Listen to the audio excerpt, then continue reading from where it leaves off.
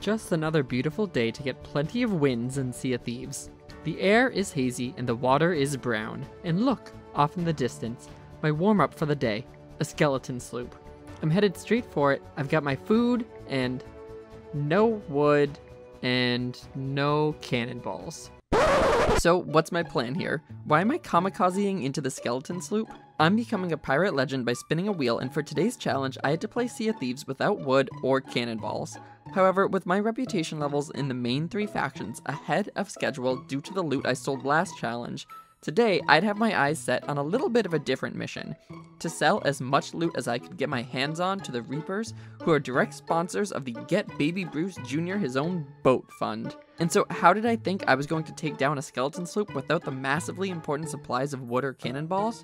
Skill, strategy, and also ramp strat, best strat. And then I tried to board them only to fall into the water. I tried a couple of more boarding attempts and finally made it over to them. I had brought over a secret weapon to their ship, a full bucket of water. I hit them with the 1-2 splasharoo and then headed back to my ship to finish the job. Just like that, they were sunk. 1 point for Baby Bruce Jr., 0 points for the Skella sloop.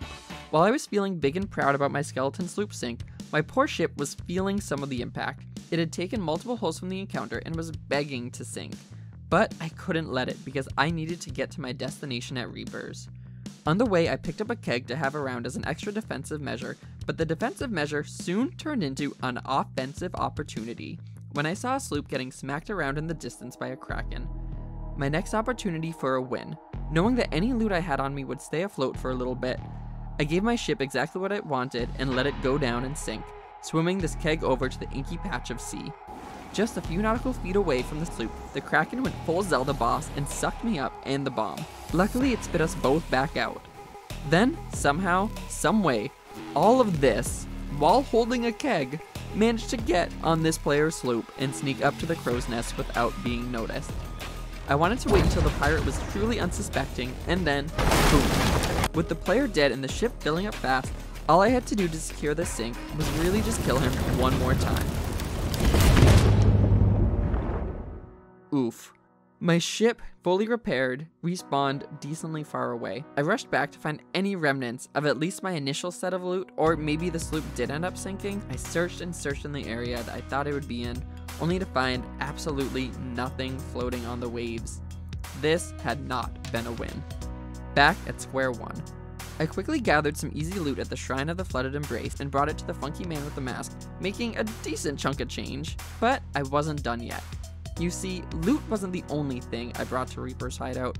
I also had brought 4 kegs. A Reaper 5 had been working on the active skeleton fort to the south, and all Reapers come to Reaper's hideout in the end. So I set up a master elaborate plan. Step 1. Scuttle my ship. With no cannonballs or wood, this thing was just an eyesore. Step 2.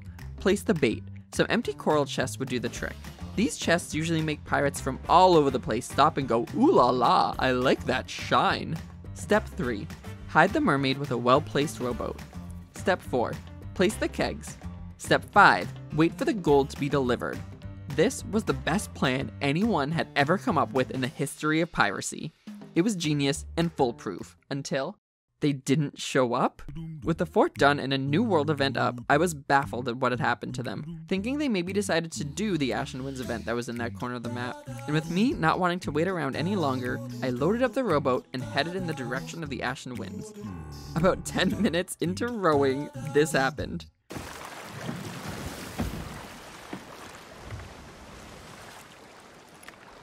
Ugh. Really hopeful they didn't see me, I turned around and headed back their way, thinking only of the gold that was slipping away with each passing row. Finally, back at Reapers, it was time to make some magic happen and secure my win. The keg landed beautifully. Now just had to guard some holes and get it all to go my way.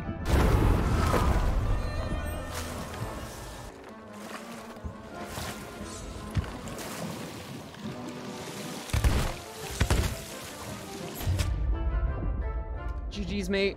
So yes, I'd say you probably can win in Sea of Thieves without wood and cannonballs. But for every win you get, just be prepared to take an L. Or 5. I'm very excited to get my wooden cannonballs back next time, but let's bring in the Wheel of Legends to see what new challenge will be thrown my way.